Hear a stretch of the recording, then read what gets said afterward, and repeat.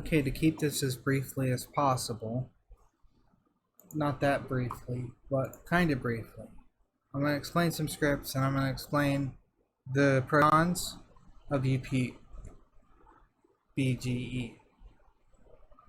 So I can turn left, I can turn right, and it adjusts the camera for me, but it's actually something I had to script. All this stuff is something I had to script, which is fine. That's not what I'm complaining about. That's why I'm the programmer. I'm supposed to script this stuff that's really difficult to script and do. So we have a third-person shooter in effectively Blender game engine. New school Blender game engine. What are we running on as our renderer? It is none other than Eevee. Most of your content you made with Eevee. Good things, bad things, all kinds of cool stuff.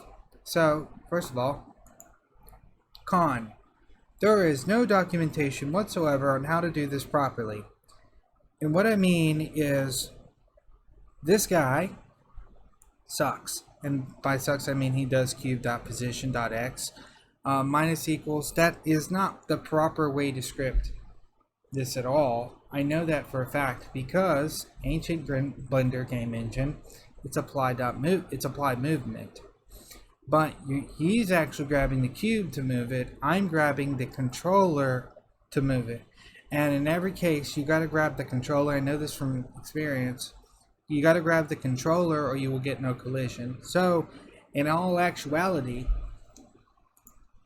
this would be the proper way to script that. Later on, you might want to change it to bools to do left is true, and then if it's true, do this. But you don't have to do that. So, movement is definitely there because of vector 3 locality being true. And this is why it's proper to do it also. If you did position, you would get always global positions. If you do apply movement, you can always get local positions, which is very important for a third person. And I'm pretty sure you know that. I'm pretty sure you know that if you're moving globally, there's a lot of math involved to make it local. So it'd be more convenient to use the script that is for local. So, besides the point, a lot of people make a whole bunch of Python videos. They don't know shit about Python. And they're trying to help people and they do like dot radons and blah blah blah. No. Apply movement. Apply rotation, because that is going to work for your engine better. So we're 3 minutes into this. Now how I did the controller. Very briefly, I took this cone, I scripted this cone, and it's object oriented. I added a timer. The timer is a sphere. Okay, not that sphere. That sphere is actually telling me which rotation I'm doing. So basically it's object oriented, because there isn't a variable timer in Python to tell me how long it's been. I made my own timer. Not a big deal. Not a big deal. Time clock. That's this thing. It goes up and down.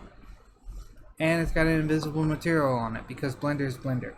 So, invisible material. And it's using dot position because I don't want to collide with it. So, dot position so it gets no collisions. And the other one's using dot position so it gets no collisions. So, that's the benefit of knowing dot position at least. And so, ultimately, I created timers and all that other stuff to get it to move like a cinematic camera like in Unity. So we're not losing quality in our third person shooter. Also, executables. Blender Game Engine will allow you to execute a blender.execute, which will be a game. So that's good. That's good. That means we have a workable game. For this engine. Finally, the controls are different, so you might not want to fucks around with it, but if you did fucks around with it, it's not that different. I just have to press Alt in order to move around. View, select, and there's no switching it. It's because it's an engine on top of the whatever the fuck it is. And again, one reminder, we are running it on the Eve render engine. This means that it'll all be really smooth. It'll all be really, really smooth. I know you like to build shit in Eve. I like to build shit in Eve. It's good. It's gonna all be running on Eve. And that makes it already better as a render engine than the competing game engines, because the competing game engines can only run in real time and we can run in half cycles, which is better than any. You know how good Eve is. I don't have to tell you. One more thing, you can copy things from Blender, and you don't even have to export. You just copy something from Blender with Control-C. You can go in the engine, wherever layout is. I'll make a second layout, a third layout. This layout is for game developing, whatever. Environment. There. You can make a third layout. And then obviously you can just paste things in there. And that's great because there is no importing required, which saves time on saving. And then I just have to do a file save. Saves time on fucking with materials. How many ass loads of time did I just save with fucking with materials? We both saved hours of time. And let's prototyping be the thing. So a draft that looks really good doesn't have to be scrapped in order to be redone as material. So that's good. And so that's great. And also it takes all the information. So it's taking the shader, but it's also going to take the animation too. So there's none of that. Importing, reporting, it's all blend file.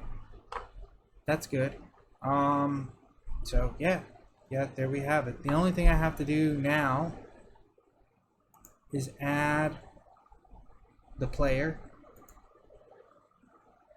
You know that if I can script for movement, I'm gonna script for animation. I already looked up, but couldn't find a video on it, but I already found it in the documentation. Not the game engine this is the first. I forgot about that. I have to control the camera. One sec.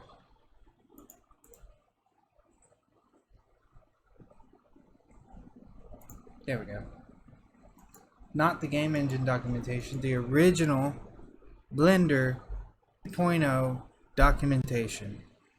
And in the Blender 3.0 documentation, they have scripting for animations.